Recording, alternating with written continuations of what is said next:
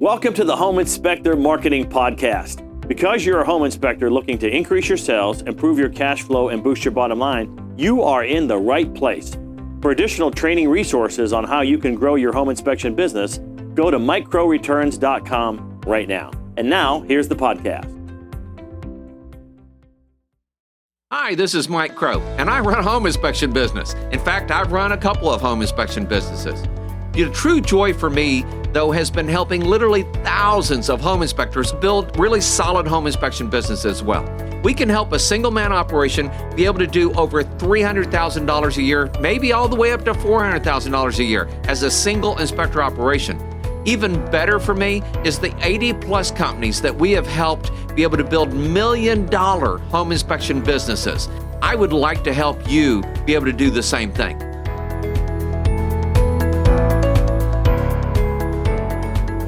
We're back with the second half of the Wraparound podcast that Mike was a guest on. If you missed the first half, check out last week's episode.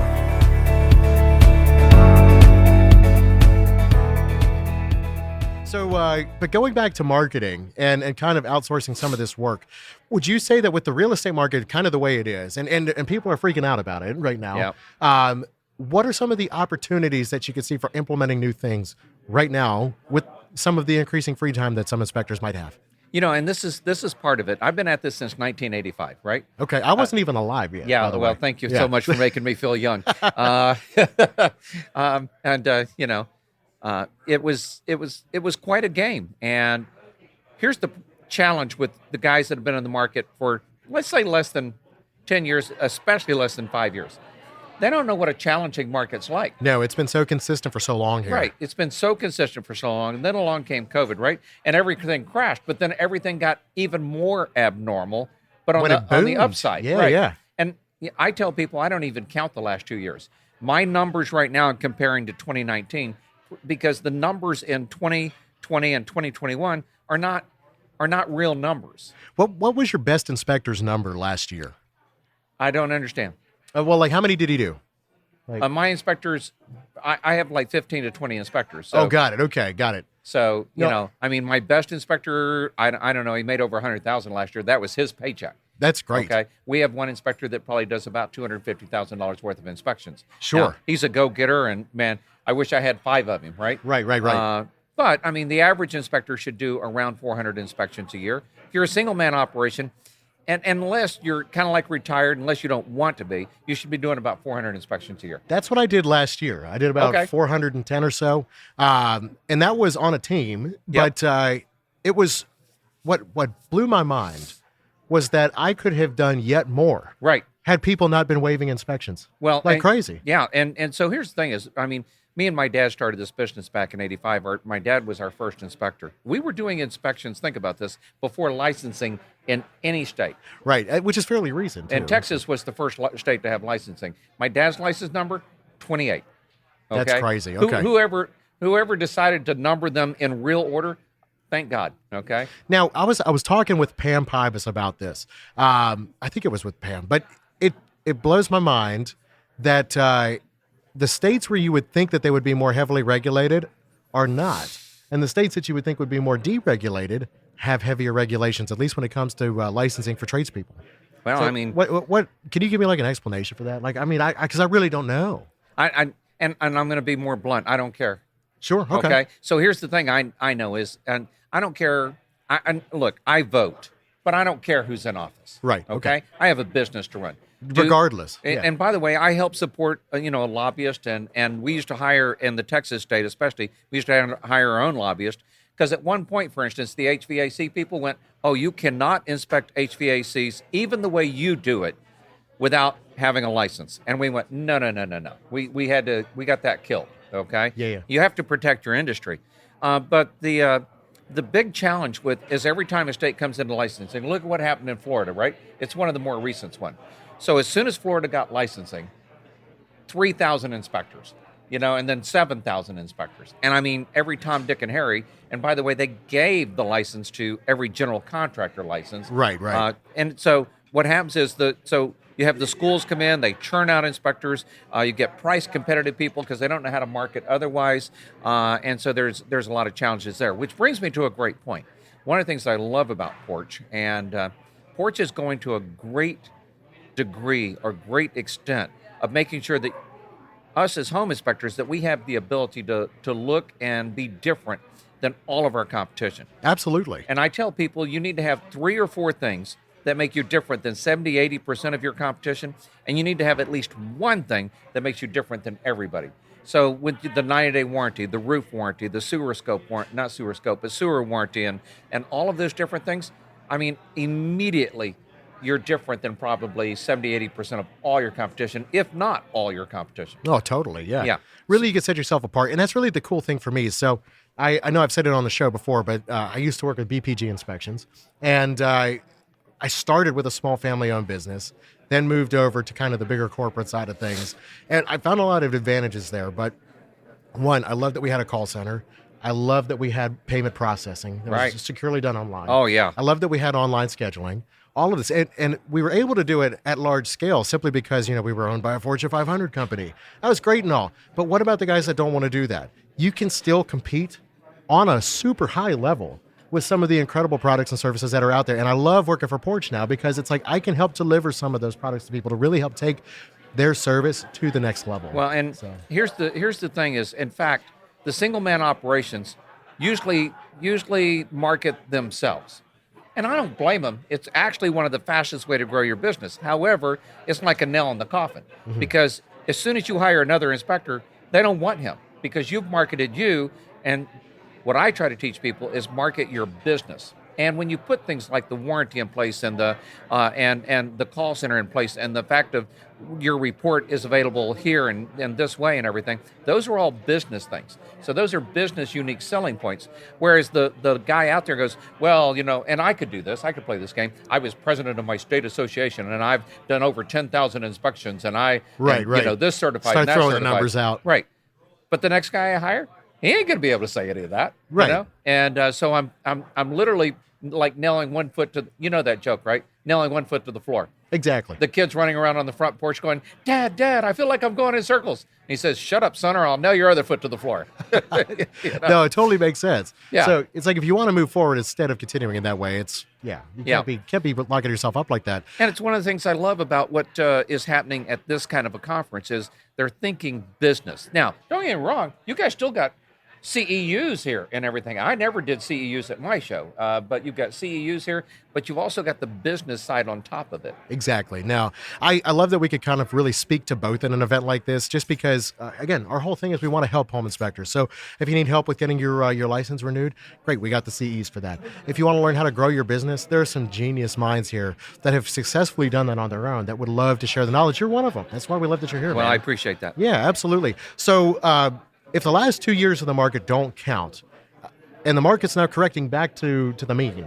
Well, that's the thing. The market is actually just normalizing. Right. But that's people don't realize that. They think the market's diving. They think interest rates have gone up. And by the way, sales in Dallas, Fort Worth, somebody sent it to me in October. We're down 37% in Dallas and 37% in Collin County, which is right next to Dallas. And Tarrant County, which is Fort Worth, was down 32%. Right. Now, here's the coolest part about that.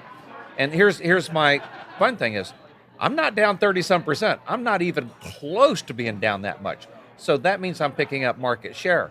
And I've had literally 4 inspectors walk in the door and go, well, this company let me go, or I'm tired of trying to beat my head against the wall. Or could you use an inspector that's been out there 2 years doing hundreds of inspections? Let's have a talk. Absolutely. Why not? Yeah. My favorite inspector to hire is somebody that's been in business for 2 years, beat his head against the wall, and realizes he didn't want to market. He didn't want to answer the phone. All he wants to do is go do 2 inspections a day and go home. I don't know how you're going to get too far in the industry that way. But, Oh, yeah. Look, to each their own. To each their own. Yeah. No, so I love that you've got that kind of a mindset for hiring and what you're looking for there. Is this the time then for people to be looking to scale their businesses?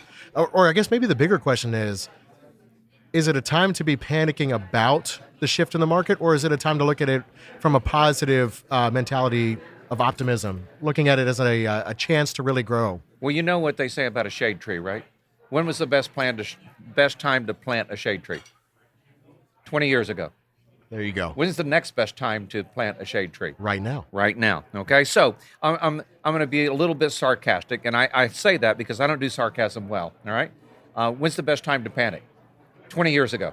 Right. When's the next best time to panic? Now. Sure. But the truth is, the real companies, the ones that have been at this a long time, I've seen 4 recessions, right? Right. I've seen interest rates at 18%. That was back probably when you started, right? Oh, yeah, that was right when I was starting. Great time to start, by the way, right? Sure, yeah. Yeah, no homes being sold. That's not true, interest though. rates on houses were going for what credit card interest rates go for. Exactly. It's just, and people, here's, if you're working with a real estate agent, say this one thing and you'll make them happy and they'll realize you think different than everybody else, right?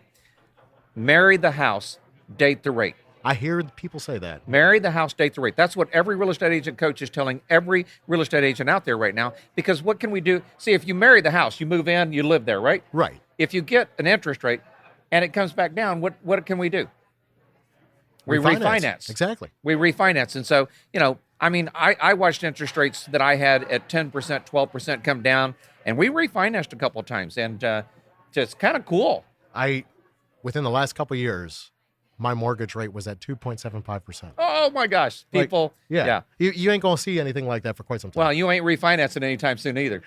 No. But in the same way that we were talking about, I think we were talking about this right before we hit record, but during the winter, that's the best time to be training new inspectors. That's exactly right. So think of this as like a prolonged period of preparation a little bit.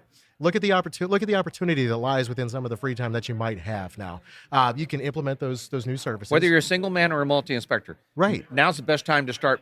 Most people back off on their marketing, right? Mm-hmm. No, you double up on your marketing during winter. Right. Cast a wider net. Right. I teach people you need to visit 10 offices per week per inspector. So Sure. if it's just you, 10 offices is the minimum, by the way, is the minimum. But wintertime, you really should expand that to 20 offices. Right. And especially because COVID kind of changed that. At least it did for me a little bit. Office visits stopped. Right. But I had to find other means to market, whether it be social media. And it's a lot, some people, they'll kind of cringe when you talk about marketing on social media, but it's a necessary thing nowadays. There's lots of coaching that you can do on that. Lots of resources out there where you can learn how to use things like Instagram, Reels, TikTok. We've got 3 inspectors that are here at this conference who they have tens of thousands of followers. If not, there's one guy, Inspector AJ, he's here. He's got like 1.3 million followers on TikTok. We have 17,000 followers on TikTok. Sure, yeah, there you go. So, And again, you didn't think that way 5 years ago even, but there's tools in place now where you can expand cast a wide net, but not in the old sense. Right. There's still some value to office visits, but your profile and your public image can grow just using some more modern resources like social media marketing now. Well, you talked about panicking. So another thing, and my wife gave me a book once that said, "Only the paranoid survive." Right. She said, "You're paranoid." And so I thought you'd enjoy this book. And you know what? Very insightful book. Very insightful book. But it's kind of like panicking. When's the best time to be paranoid? All the time. So we were doing online marketing before COVID hit. Okay. And nice. The good thing was marketing's like a volume knob. You never turn it off, but you turn it down when you don't need it as much, but then you turn it up. So we used to do anywhere from 10 presentations a month at real estate offices. Now when COVID hit, the agents literally came into our office and we were doing as much as 30 presentations a month. Jeez, because the agents were coming in our office, coming in our studio. We were teaching them how to do Facebook Live, So you weren't going to them. They were coming to you. They were coming to us. I freaking love that, man. And by the way, some of them were on Zoom to Zoom. So, you'd see them, you'd see us. But a lot of the agents came into our studio, which has got a nice curtain behind it, a big TV. We put up their big logo, and we made them look good to their group out there. And so they were able to still market to, all of their sphere of influence, as agents like to call it.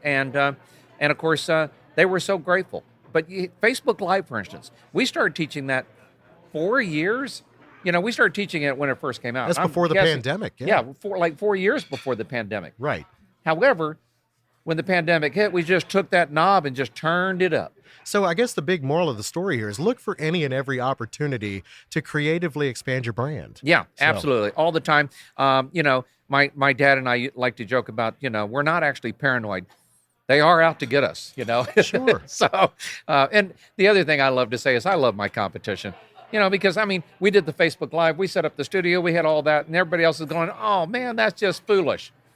And then boom, They start seeing the payoff. They start seeing the payoff. And that's just like, I mean, actually, if you think about it, if you didn't pick up on it, you need to re-listen to this broadcast, because we've given at least 5 really solid things that they could go back and do in their business, when to hire an inspector, and getting there before everybody else, and how to set things up.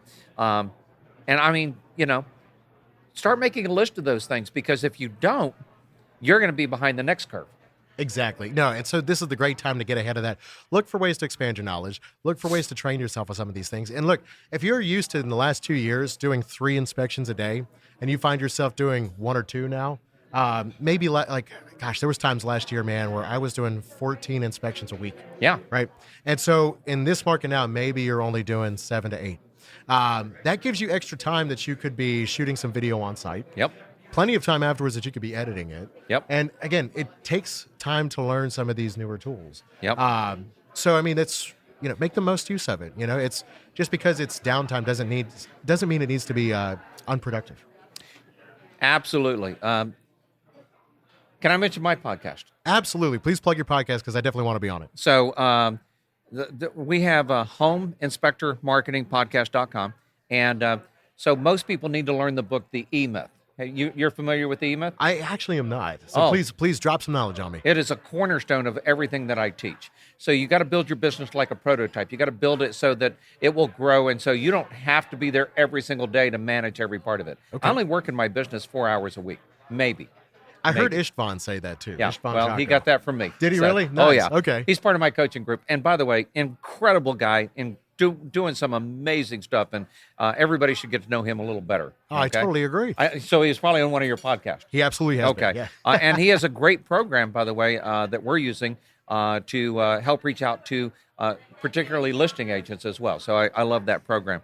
So yeah, at homeinspectormarketingpodcast.com, I go through the E-Myth chapter by chapter by chapter by chapter, and try to turn it around so it show people how it applies to the home inspection world. And that's the cornerstone of what I teach people. Very good.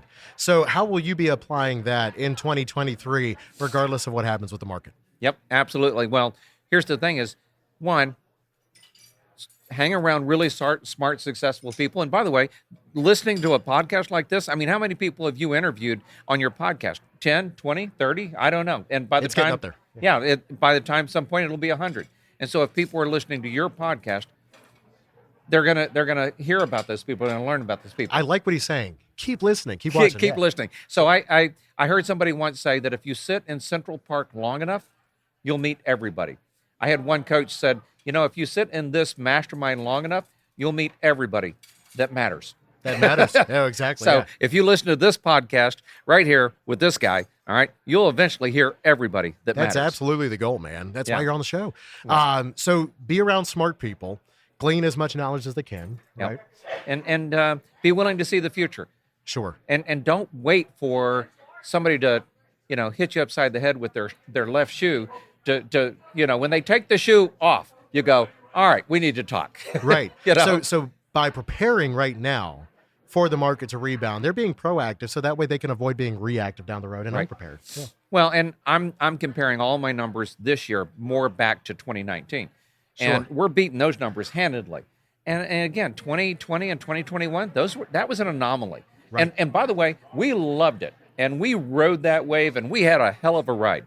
But the market's gotten back to normal now. Right, correct. And here's the other challenge is 80% of agents have been in the business probably less than 5 years. So they don't realize that was a wave. Exactly. And so you have to be patient and help the real estate agents and mavens, as I like to call them, that are referring business to you. You've got to help them understand how to make the curve as well without crashing into the wall. Absolutely. Well, Mike, no, this has been a great conversation. I really appreciate you being on here, man. I can't wait to be on your show too. Happy to partner with you any way that I can. I'm looking forward to that because, there are a lot of people out there that don't have a good network of people, successful people that they can talk to and get a feel for where the market's going, not where the market's at. So anybody's telling you where the market's at, that's great. It is where it is. Where is it going to be a year from now, 3 years from now? You know, Matt, the CEO and founder and Mr. president, Ehrlichman. and Matt Ehrlichman, right? Correct. Yes, sir. He got on stage today and said, I love this. Where will the industry be in 10 years, 20 years? You know, and we heard some people stand up and give some really good thoughts on that. Oh, definitely. No, it's good to be thinking that far ahead. And that's what I want to do. That's why I want to be here and take a look at that. Absolutely, man. Well, I hope to be there with you doing just that. And this is just another good reason to come out on this conference tour. If you hear all the people laughing here, we're shooting this live at Inspection Fuel. Just a big happy party, wonderful people, swapping ideas, sharing success stories, learning and growing with each other. So it's been an honor to get to do that with you in person today, Mike. And if people haven't been to a conference like this in a long time, get back out. This is where it's happening. Absolutely. Absolutely. Yeah. It's, with everything opening back up after COVID, it's been great to be able to get back out there and see some friendly faces again, for sure. So. I appreciate it so much. All right. Well, where can they find you again on social media? Home Inspector Marketing Podcast.com. And if they want to see some other stuff I'm doing, just go look up Mike Crow, Home Inspector. I'm all over the place out there. Good stuff. And again, you'll see him at plenty of these trade shows because that's your thing, man. Yeah, absolutely is. Thank you so much. Good stuff. Absolutely. And thank you guys for watching. Keep tuning in. Keep listening. We got more great guests coming to you guys from Inspection Fuel. It's day 2 here, but we're not done. We still got another half day today and another half day tomorrow. So thanks again. Thanks for listening. We'll see you next time here on The Wraparound.